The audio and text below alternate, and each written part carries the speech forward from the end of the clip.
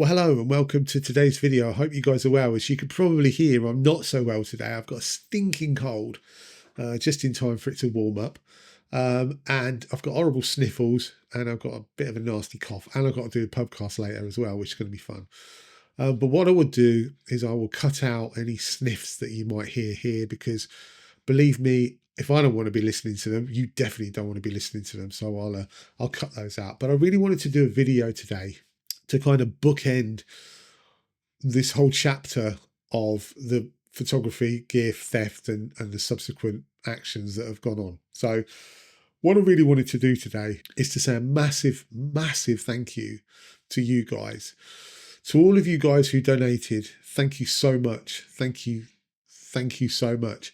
To those of you who sent me messages offering me the loan of equipment or even just to give me equipment, thank you so much. And to those of you who sent me messages of support, again, thank you so much. There's so many people that I could name, but you know who you are. You know who you are, and you know how much I appreciate it. So thank you so much for that. And thank you for taking the time to watch this as well. I really appreciate it. Now, we'll just go back to the start really quickly, just to explain, what's happened, just in case you're not up to date. Essentially, about a month and a half ago, had all my gear stolen from a pub in London, and I basically applied on the insurance, claimed on the insurance, because of something we'd messed up on, which I'm going to come to, so don't worry about that. For those of you who have asked me to tell you, I'm going to come to that.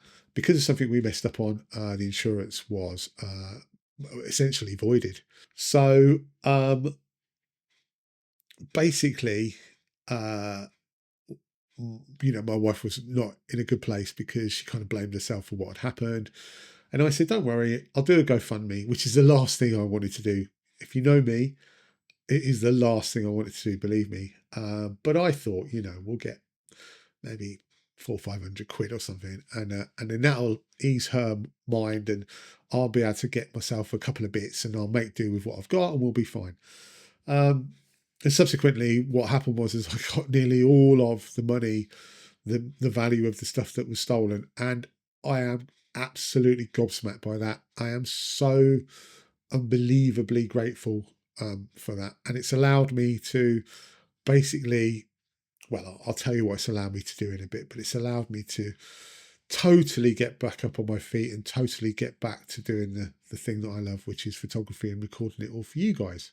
Now, I didn't turn comments on that last video because I was worried about negativity. And obviously, as you can see, I've been overwhelmed with positivity, which is, we all bemoan social media, don't we, at times, and say that it's a toxic place. It can be a toxic place, but genuinely, this incident has restored my faith in humanity, and it's the huge vast majority of people are really good people, and they're really caring people, and maybe we should try and remember that sometimes. And I certainly will be trying to remember that when I'm bemoaning social media in the future.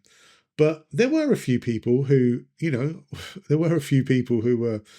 not quite so complimentary. I had one guy on a Facebook page accuse me of being a fraud, and I had several people asking me to disclose the exact information of why my insurers wouldn't pay out. There was some interesting language used, you owe it to us, and etc., etc. And there's a few people who said, we'd like to know what loophole they wriggled through to get out of paying you. And hands up, there was no loophole for them to wriggle through because we'd made the mistake. I said this all along. I said this in every video I've made about this. We made an error. We made an error when we were applying, and that's what's caused this issue. So what's happened is that we were happily using an insurer, and we had been doing for a number of years. We'd had a number of claims with them, and everything was fine, and we had a good relationship. And then about the back end of last year sometime, their new premium came out, and my wife decided that she didn't want to pay that much. So she wanted to shop around. So we used a comparison website and we shopped around and we found a better offer. So we went with that offer. Now, it turns out that while she was filling in the form on this comparison website, she's missed out the box about previous claims. And I've got no qualms in admitting to that. And it was a genuine error. and she missed out the box. And so when the insurance came through, we were just happy. We were going along our merry way, totally oblivious to the fact that we'd done this, and everything was fine. We were paying our premiums every month, and we were even paying an additional part of the premium for the excess cover. And we were fine. And then I got my camera gear stolen in London. And when we went to make a claim, they asked us, as they do, I assume for everybody, have you had any previous claims? And we said yes, and these are them. And they went, well, wait a minute, these claims aren't on our system. So at that point, we're like, oh, okay, well, this is it. This is where we're at. This is what's happened. And of course, then they're starting to think, well, hang on a minute, why aren't these claims on the system? So they then, instead of it just being a straightforward claim to recoup the money that we'd lost, it then went on to the underwriters who, in their wisdom, decided that, I can't remember the actual technical term, but it was something along the lines of failure to disclose material information. They decided that they were going to void our policy. So I am going to argue that. I'm going to contest that. I've accepted, I think, that we're not going to get any money. Well, no, we're not going to get any money for the insurance claim. And I will say there was no issue with that claim. Can I just say that that is not the issue here? I have a crime reference number for that. The investigating officer has recovered the CCTV footage from the pub. They can see the theft, and they've also circulated the details of the person or persons who carried out that theft. And so there's no issue on that side. There's no debate whatsoever with anybody that it happened. Okay, so that's not the issue. The issue is with the original application for the insurance. So that essentially is what has happened. I will say to you, one thing I will say to you is that they had an additional claim on there, which we contested, because in 2021, I made an inquiry after losing my drone in Clidat Gorge. I made an inquiry about whether that was covered or not. And I was told by the insurer that drones weren't covered under our policy. So I said, okay, fair enough, hung up. They classed that as a claim. So just so as you know, for yourselves, if you're filling it out, if you've made an inquiry, you might want to put that down as well, because they class that as a claim. So, and I am arguing with them because I think while they're within their rights, it's unfair because we've held our hands up the whole way through and we've made a mistake, and they are not contesting that it wasn't a genuine error. There's no question here of any fraud going on or anything fraudulent. It's just that they won't give us insurance simply because we missed out these material facts. And like I said, we've held our hands up the whole way through. We said, yes, we admit we've missed out these material facts, but it was a genuine oversight. Anyway, so that's where we're at. So for those of you who wanted to know, those are the exact details. And for those of you who want to know what advice I would give you to avoid this, then I would say make sure that you thoroughly fill out your application form and you include every single bit of detail that you can think of, even if it might seem insignificant. So that's my advice to you. So moving on from that, again, I just want to say a huge thank you to everybody who has contributed in any way to this incident, and I will share with you what I've got now. So now I have this OM5. And a bit of noise there. I have this OM5. I've purchased this lens, which is a 17mm f1.2. But in addition to that, I also decided to repurchase my old Sony camera. So I've bought another A7R3.